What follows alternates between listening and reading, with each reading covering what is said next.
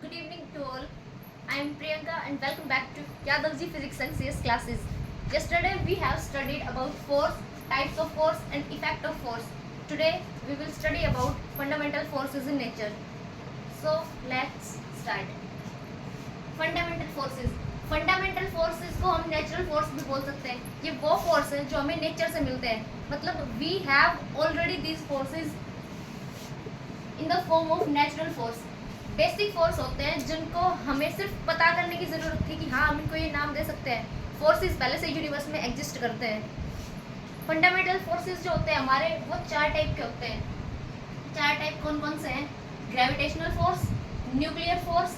Nuclear forces के हमारे पास two types होते हैं, weak nuclear force and strong nuclear force, and the last one is electromagnetic force. These are the four types of forces: gravitational force, nuclear में weak nuclear force, strong nuclear force and electromagnetic force. Now we will discuss about all the four forces in detail. First, gravitational force. First है हमारे पास gravitational forces. Gravitational forces कौन से forces होते हैं? These are those forces which are due to the mutual interactions between any two bodies having some mass. मतलब कोई भी दो बॉडीज के बीच में लगने वाला फोर्स जिनके पास कुछ मास हो. जैसे मान लो मेरे या मेरे पास रखे हुए किसी भी चीज़ के बीच, किसी भी इंसान के बीच कोई भी फोर्स लग रहा है ड्यू टू अट्रैक्शन, वो होता है हमारा ग्रेविटेशनल फोर्स. ये फोर्स लगने के लिए सिर्फ एक चीज़ की रिक्वायरमेंट है, वो बॉडी एग्जिस्ट करनी चाहिए. मतलब उसके पास कुछ ना कुछ मास होना चाहिए. अगर कुछ मास है तो किन्हीं भी दो बॉडीज़ के बीच ये फोर्स एग्जिस्ट करेगा. कैसे लगता है? मान लो ये दो बॉडीज़ ले ली हमने, ए और बी. ये आर डिस्टेंस पे रखे हैं एक दूसरे से. इनके बीच का जो डिस्टेंस है वो आर है. m1 हमने मास मान लिया ए का, m2 मास मान लिया बी का. अब इन दोनों के बीच लगने वाला जो फोर्स होगा उसकी वैल्यू होगी हमारे पास G m1 m2 by R square. ये जी जो होता है ये होता है ग्रेविटेशनल कॉन्स्टेंट. और आर स्क्वायर, क्योंकि ये जो ग्रेविटेशनल फोर्स है हमारा ये इनवर्स स्क्वायर लॉ को ओबे करता है. जो आर स्क्वायर है इनवर्स स्क्वायर लॉ को ओबे करने का मतलब जो इनके बीच की जो डिस्टेंस है वो डिस्टेंस के स्क्वायर के इनवर्सली प्रोपोर्शनल होता है. फोर्स इनके बीच में जो डिस्टेंस है उस डिस्टेंस के स्क्वायर से इनवर्सली प्रोपोर्शनल होता है. इसलिए हमने लिखा G m1 m2 by R square. This is the value for gravitational force. अगर जी की वैल्यू निकालें यहाँ से तो जी क्या होगा? जी हो जाएगा हमारा F R square by m1 m2. ये था हमारा ग्रेविटेशनल फोर्स. अब इसके कुछ फीचर्स हैं. फीचर्स क्या क्या हैं वो हम डिस्कस करेंगे. पहला है यूनिवर्सल फोर्स. यूनिवर्सल फोर्स मतलब ये हमेशा से यूनिवर्स में एग्जिस्ट करता है. सिर्फ हमें इसकी प्रॉपर्टीज़ का पता चला है कि ये हमेशा अट्रैक्टिव होता है नेचर में और पहले से ही एग्जिस्ट कर रहा है. दूसरा, वीकेस्ट फोर्स होता है. नेचर में जितने भी बाकी सारे फोर्स हैं सबसे वीक होता है. तीसरे फीचर की बात करें तो तीसरा इसका सबसे बड़ा फीचर ये है कि ये लॉन्ग रेंज फोर्स है. बहुत लंबे डिस्टेंस पे भी अगर कोई दो ऑब्जेक्ट्स रखे हैं तो उनके बीच भी फोर्स ऑफ अट्रैक्शन लगता है, वो ग्रेविटेशनल फोर्स होता है. बाद में जो अभी बताया इनवर्स स्क्वायर लॉ को ओबे करेगा. जो दो बॉडीज के बीच का डिस्टेंस है उस डिस्टेंस के स्क्वायर के साथ ये इनवर्सली प्रोपोर्शनल होता है. इसके बाद है हमारा सेंट्रल फोर्स. सेंट्रल फोर्स मतलब दो बॉडीज ली थी हमने, दोनों बॉडीज को ज्वाइन करने वाली लाइन से उनके सेंटर के साथ में जो फोर्स लग रहा है उनके सेंटर टू सेंटर वो होगा हमारा ग्रेविटेशनल फोर्स. ये था भाई पहला ग्रेविटेशनल फोर्स जो weak nuclear forces. Weak nuclear force कौन से फोर्स है भाई? These are those forces of interaction between elementary particles of short life time. Elementary particles of short life time. Elementary particles जैसे बीटा पार्टिकल हो गए हमारे पास. अब बात कर, जैसे हमें भाई ये पता चल गया था एलिमेंट्री पार्टिकल का एग्जांपल हमारे पास बीटा पार्टिकल होगा तो हो गया. इनके बीच हमारा जो फोर्स है वो लग रहा है वीक न्यूक्लियर फोर्स. अब हम बात करें बीटा पार्टिकल, वो कहाँ से आया? तो बीटा पार्टिकल्स जो है वो हमें मिलते हैं बीटा डीके से. बीटा डीके क्या है हमारे पास? बीटा डीके एक ऐसी प्रोसेस होती है जिसके अंदर जो हैवी न्यूक्लियाई होता है वो डिसइंटीग्रेट करता है daughter nuclei plus beta particle plus neutrino और एंटी न्यूट्रिनो. वहाँ से हमें ये एलिमेंट्री पार्टिकल मिलता है जिसको हम बोलते हैं बीटा पार्टिकल. कहाँ से? बीटा डीके से. अब हम देखें बीटा डीके में हमारे पास जो बीटा पार्टिकल मिल रहा है एलिमेंट्री, वो जिनके बीच फोर्स लगता है दो टाइप का होता है. एक तो बीटा माइनस और दूसरा होता है बीटा प्लस. बीटा माइनस में हम बोलते हैं उनके पास होते हैं इलेक्ट्रॉन्स, और जो बीटा प्लस है उसमें हमें मिलता है पॉजिट्रॉन। पॉजिट्रॉन और इलेक्ट्रॉन ये दो तरीके के बीटा पार्टिकल्स होते हैं जो हमें मिल रहे हैं बीटा डिके से। इन बीटा पार्टिकल्स के बीच में लगते हैं ये फोर्सेस जिनको हम बोलते हैं वीक न्यूक्लियर फोर्सेस। अब इनकी कुछ प्रॉपर्टीज है। क्या प्रॉपर्टीज है? पहली भाई शॉर्ट रेंज ऑर्डर फोर्स होते हैं। दूसरी 10⁻25 टाइम्स स्ट्रॉन्गर होते हैं ग्रेविटेशनल फोर्स से। ग्रेविटेशनल फोर्स जो हमारा बिगेस्ट फोर्स था उससे 10⁻25 टाइम्स स्ट्रॉन्गर होते हैं। उसके बाद बात करें तो ये जो फोर्स है ये एग्जिस्ट करते हैं लैप्टॉन्स में और लैप्टॉन्स और मिजोन्स के बीच। कहाँ? लैप्टॉन्स के बीच और लैप्टॉन और मिजोन्स के बीच एग्जिस्ट कर रहे हैं। बाकी कुछ इनकी प्रॉपर्टीज ऐसी है जिनकी बारे में वो डिस्कवरी अभी भी चल रही है, कम्प्लीटली इनका पता नहीं चल पाया। इनके पास और भी बहुत सारी फीचर्स हैं जो अभी तक डिस्कवरी में चल रही है। नेक्स्ट इसके बाद हमारे पास आता है strong nuclear forces.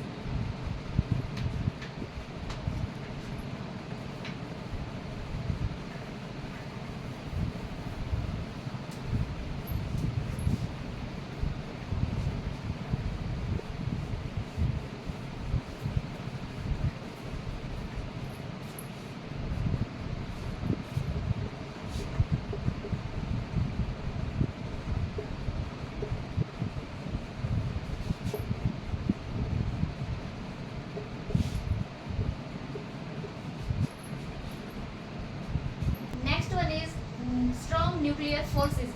Strong nuclear forces are that forces that binds neutrons and protons together in a nucleus.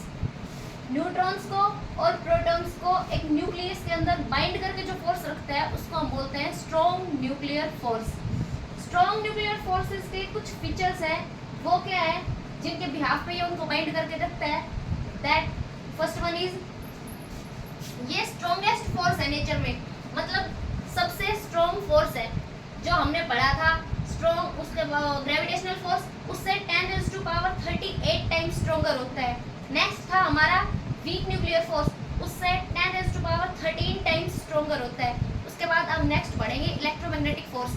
Strong nuclear force is more stronger than electromagnetic force also, 10⁻2 times stronger than electromagnetic force. इसके बाद next जो feature है इसकी वो है short range force.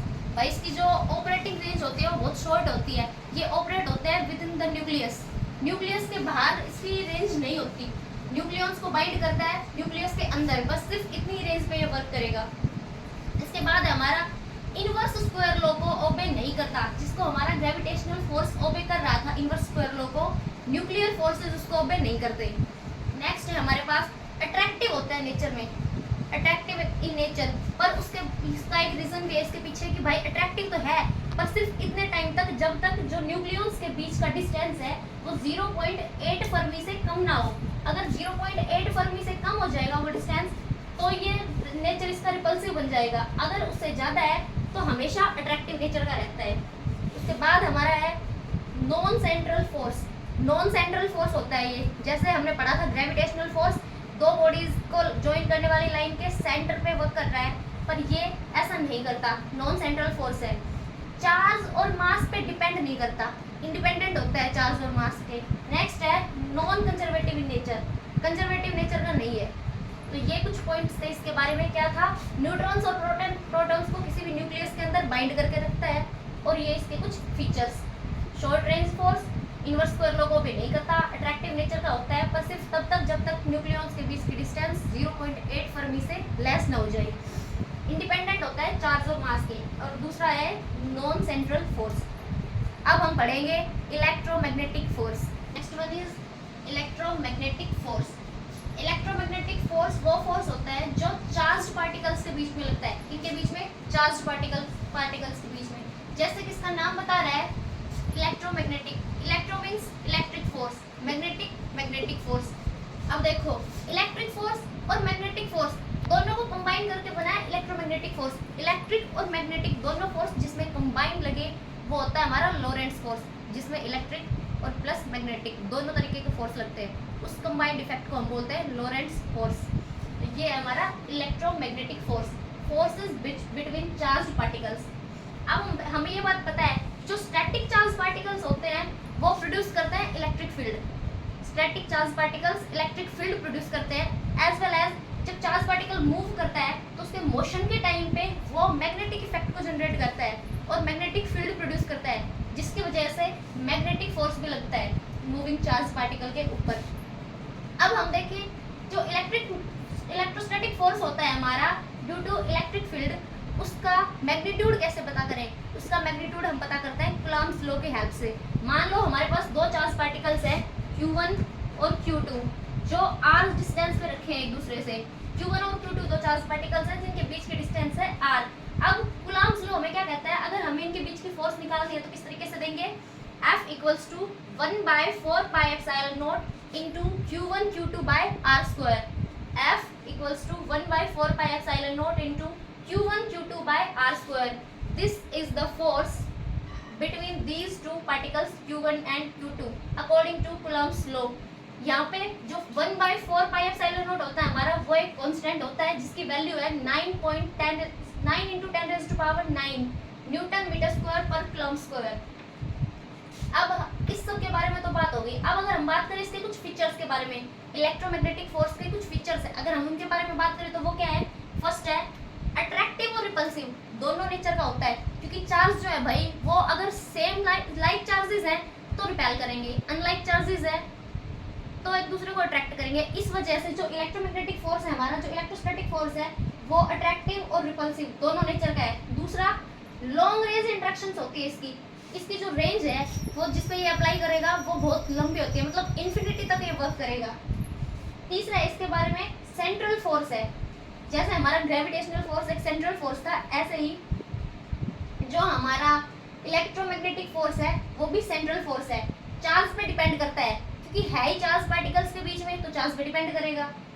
बाद में as in gravitational force ये भी ओबे करेगा इनवर्स स्क्वायर लॉ को ओबे करेगा।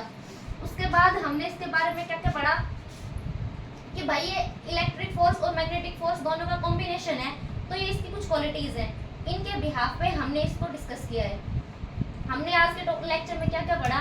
सबसे पहले हमने पढ़े फंडामेंटल फोर्सेस, फिर उसके चार टाइप्स को हमने फिर डिटेल में पढ़ा, gravitational force, week nuclear force, strong nuclear force और अब है इलेक्ट्रोमैग्नेटिक फोर्स। ये सब हमने आज के लेक्चर में पढ़े हैं। इनके रिगार्डिंग अगर आपके कुछ भी डाउट्स या क्यूरीज हैं तो आप कमेंट में बता सकते हैं। मिलेंगे नेक्स्ट सेक्शन में।